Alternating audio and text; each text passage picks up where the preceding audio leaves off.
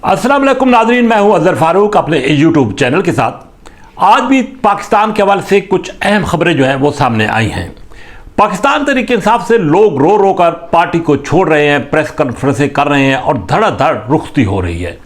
जिस अंदाज से इस पार्टी में लोग आए थे उससे तेज़ी के साथ वापसी जो है वो शुरू हो चुकी है। इस पार्टी का मुस्तकबिल क्या होगा और क्या कोई बड़ा अहम फैसला होने लगा है इस पार्टी के हवाले से, उस पर बात करेंगे। सुप्रीम कोर्ट में एक इंतहाई अहम तरीन मामला ज़ेर समाअत था और उसका इब्तिदाई हुक्मनामा एक आ गया है। हुकूमत क्या करने जा रही है उस पर भी बात करेंगे। सबसे पहले पाकिस्तान तहरीक इंसाफ के मुस्तकबिल का फैसला।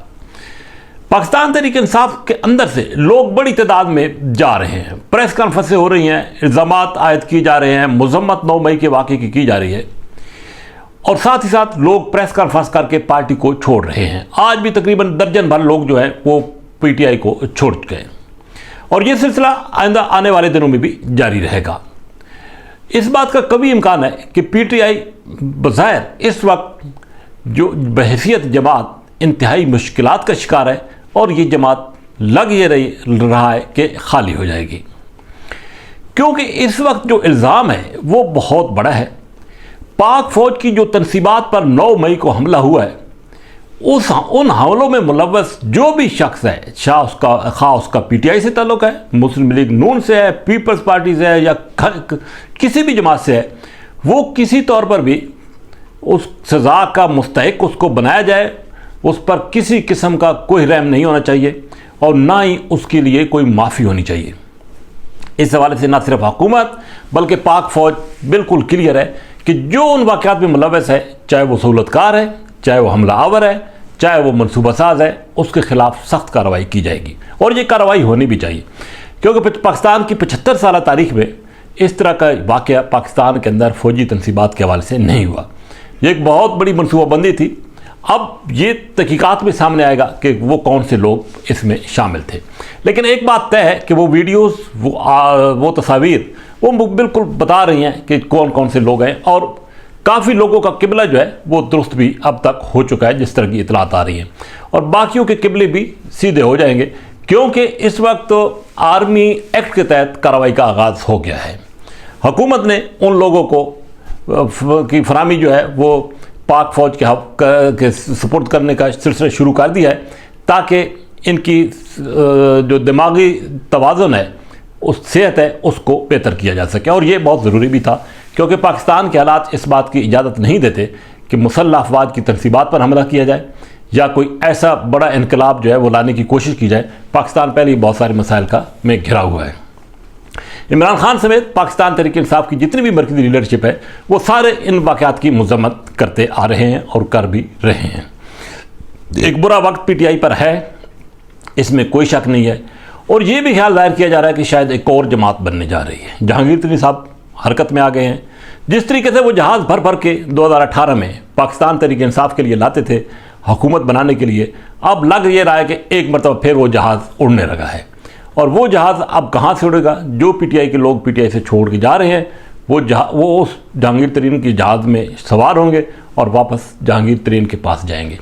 तो ये सिलसिला अब जो है दोबारा शुरू होने वाला है। इसकी ठोस इतलात भी हैं और एक बड़ी जमात जो है वो सामने आ रही है।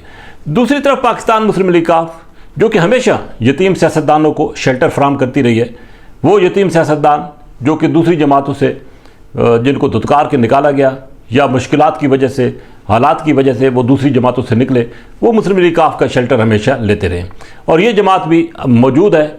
चौधरी शुजात हुसैन साहब ने कह दिया है कि इस जमात के दरवाजे जो है उन्होंने खोल दिए हैं। चौधरी बिरादरान के दरवाजे वैसे भी खुले रहते हैं और आजकल तो बख्तन बंद गाड़ियों के ज़रिए भी ये दरवाजे खोले जा रहे हैं। अगरचे वो चौधरी परवेज़ इलाही साहब का दरवाज़ा था, लेकिन शुजात साहब ने खुद ही कुंडी खोल दी है कि जो सियासतदान पाकिस्तान तहरीक इंसाफ से निकल कर यहाँ आना चाहता है तो वो आ जाए। वहाँ पे दस्तरखान भी बड़ा वसी है और चौधरियों की जो वफ़ादारी है वो भी बड़ी मशहूर है और वसी है। तो इसलिए वहाँ पर भी दुकान जो है वो खुली हुई है, वहाँ पर भी ये सियासतदान अपना सौदा ले सकते हैं और जहांगीर तरीन साहब के पास भी।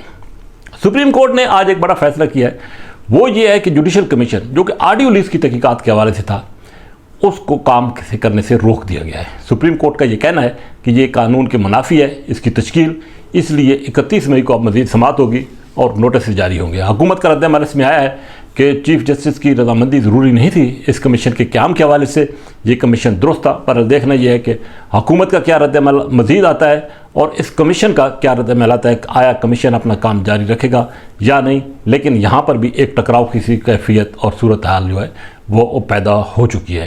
یہ الگ بحث ہے کہ کچھ حلقے کہہ رہے ہیں کہ اگر آڈیو لیکس کی تحقیقات ہو جاتی تو دودھ کا دودھ اور پانی کا پانی ہو جاتا اور یہ پتہ چل جاتا کہ کون کون لوگ اس میں ملوث ہیں اور وہ کیا ہدایات دے رہے ہیں یا لے رہے ہیں۔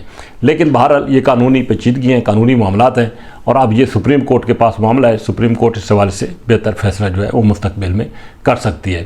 لیکن اس وقت پاکستان کے حالات انتہائی گمبھیر ہو چکے ہیں، سیاست جو ہے وہ انتہائی خرابی کی طرف جا رہی ہے، اس میں بہتری کے امکانات نظر نہیں آ رہے۔ پی ڈی ایم کے بلے بلے ہے، پی ڈی ایم بڑی خوش ہے کیونکہ پی ڈی ایم کو سب کچھ پلیٹ میں رکھ کے مل گیا ہے اور وہ 9 مئی کو ملا ہے۔ 9 مئی سے پہلے پی ڈی ایم کے حالات کچھ اور تھے اور 9 مئی کے بعد پی ڈی ایم کے حالات کچھ اور ہیں۔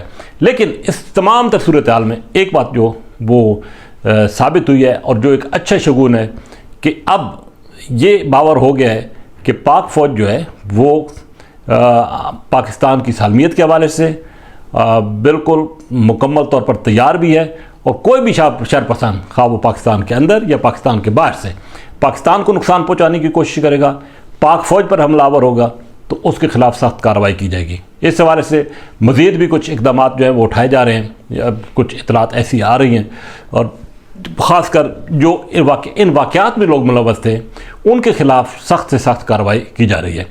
حکومت کے کچھ وزراء کہہ رہے ہیں کہ پاکستان تحریک انصاف پر پابندی لگائی جائے۔ پاکستان تحریک انصاف پر پابندی لگانا غیر دانشمندانہ فیصلہ ہوگا اور نہ ہی اس کی کوئی حمایت کر سکتا ہے۔ ایک دور تھا جب نیشنل عوامی پارٹی پر پابندی لگائی گئی تھی، لیکن اس کے بعد عوامی نیشنل پارٹی کے نام سے ایک نئی جماعت بنی اور وہ کئی بار اقتدار میں آئی۔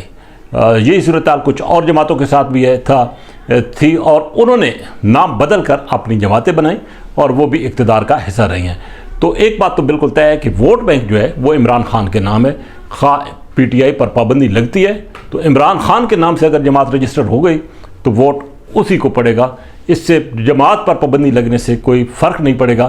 ہاں یہ ایک الگ بات ہے کہ حکومت وہ کارروائیاں کرے جو کہ عام پبلک کو بھی سوٹ کریں، بالخصوص اس وقت جو معاشی صورتحال ہے، مہنگائی کی صورتحال ہے، حکومت اس کو کنٹرول کرنے کی کوشش کرے، نہ کہ ان پابندیوں کی طرف جائے جس کی وجہ سے پاکستان کی نہیں بلکہ پاکستان کی سیاست کی اور پاکستان کی ان اقتدار میں جو اس وقت پی ڈی ایم ہے اس کی سیاست کو اس مزید سبکی کا سامنا کرنا پڑے گا، کیونکہ پہلی حالات اتنے خراب ہیں جس کی وجہ سے پاکستان کی طرف انگلیاں بھی اٹھ رہی ہیں۔ اسی کے ساتھ اجازت، اللہ حافظ۔